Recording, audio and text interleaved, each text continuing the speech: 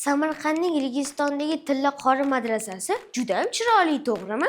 Madaniy meros agentligining qaroriga ko'ra, shu madrasa ehtiyotkorlik bilan restavratsiya qilinadi, naqshlariga zarar yetkazilmaydi.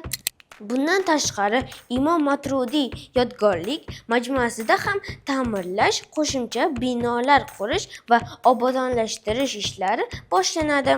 Yig'ilishda yana ko'plab tarixiy joylar ta'mirlanishi ma'qullangan. Masalan, Shahrisabzdagi Qal'a devori, Surxondaryodagi Tuz g'ori, Qashqadaryodagi Soqi Mavlon ota maqbarasi, Jizzaxdagi qadimiy yodgorliklar shular jumlasidan.